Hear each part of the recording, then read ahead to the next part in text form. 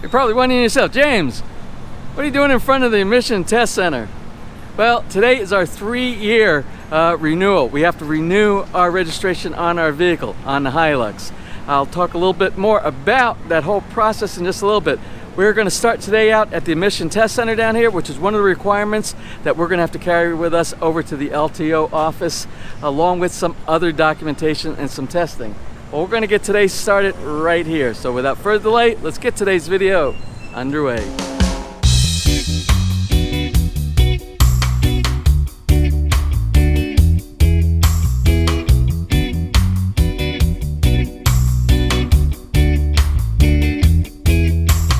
Now, when it's time for you to renew your registration or get your first registration done here in the Philippines, you have to have several documents. And the first document that we're going to get today is a CEC, Certificate of Emission Certification.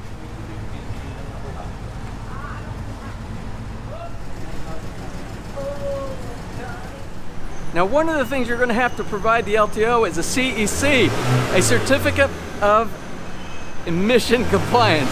Certificate of Emission Compliance, which is what they're doing now. They're doing testing on the Hilux right here. They have a number that will go out on the side, then it will show you how much emissions your vehicle is putting into the environment.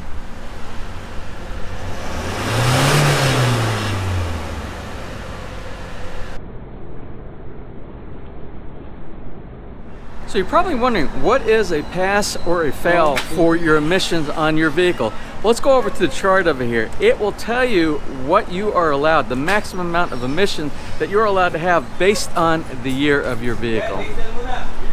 Now, for an example, let's take a look at our vehicle. Our vehicle was made at the beginning of 2017, so we would fall somewhere in between this category for our vehicle year, and we have to have a reading of less than 2 on the scale.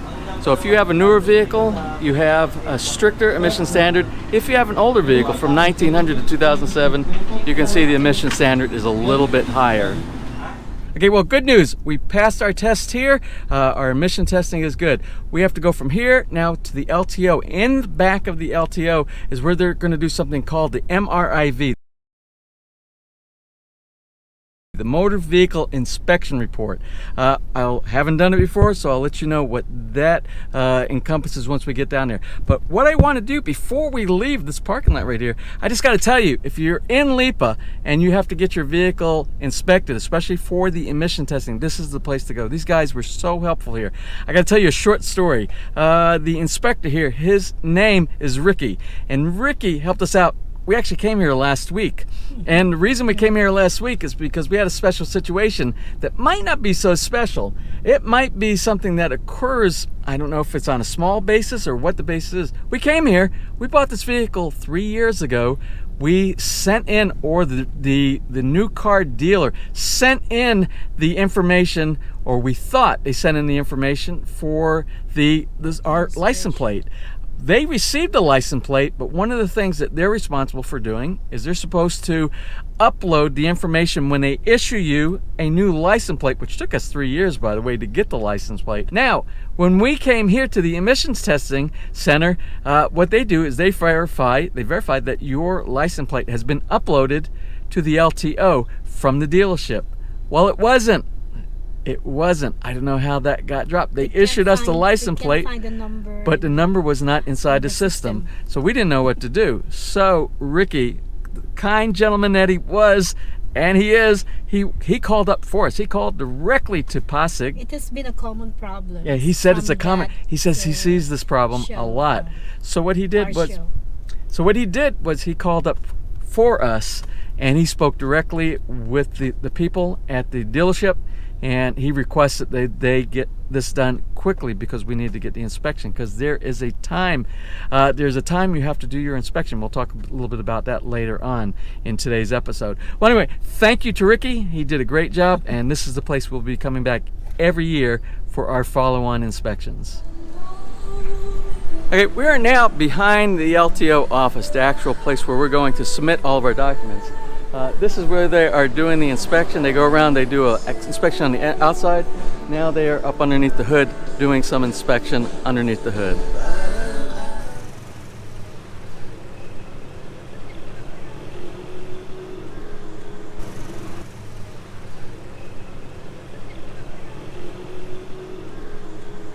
Okay, now that we've got our MVIR completed here, we will take the MVIR and the CEC. And our next step is to take that along with our OR, our official receipt, and our CR, certificate of registration, that you get from your dealership. We'll take that inside the LTO main office.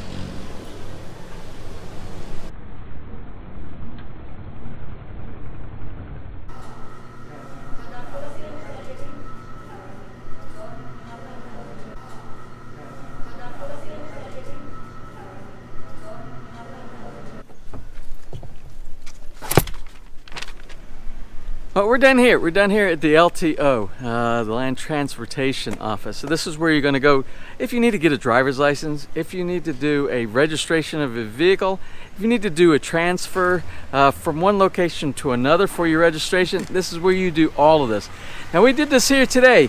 I think we spent less than an hour inside the LTO, and basically you're waiting on them to call your name and tell you how much it's going to cost you. And for us today, it cost 2609, 2,609 pesos and 0.06. We transferred from one location from up at Pasig down here to Lipa. The big charge on here is something called the MVUC, which is 2,080 pesos. I'm not really sure what that is. We'll have to look it up and try to find out what that information is. It's private utility. But the other charges that are on there, there's a legal research, a fund fee, there's a cost of stickers, a change venue fee. I think the change venue fee is probably the fee for the change from Pasig to here in Lipa. There's a surcharge and a comp fee. But altogether, 2609.06. So we have, you will get a new OR, new official receipt. And this is what every year you have to have a new one of these inside your vehicle. Basically, you're registering your vehicle just like we do in the U.S. So this is very similar over here to what we do in the U.S. In the U.S., we pay taxes on our vehicle. At least we do in South Carolina. Yeah. When you pay taxes for your vehicle and you have a receipt from your payment of those taxes, then you can proceed to the Department of Motor Vehicles, and then you can get your new sticker that you put on your license plate. And we have to do that annually as well.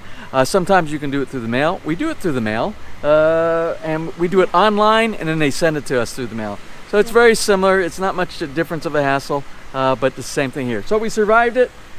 We survived our registration, our new registration, so we're good for another year. And one more thing with the process, you're going to get a little shiny sticker like this one right here.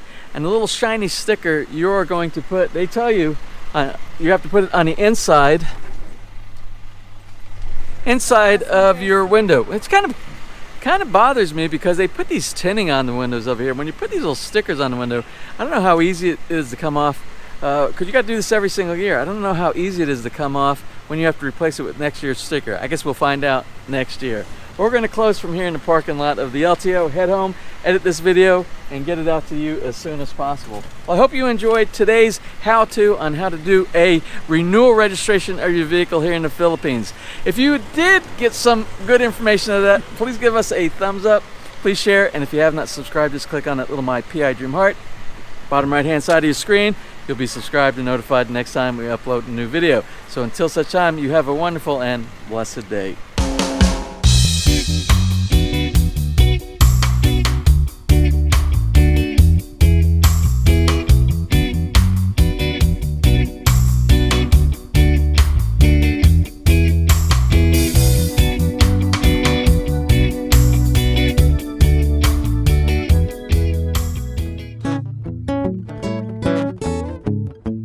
If you enjoyed today's episode and you would like to see more just like these, just click on one of the helpful links over to your right and you might be able to pick up on some good information on DIY projects, how to, or if you are interested in moving to the Philippines and building, you'll find answers there as well.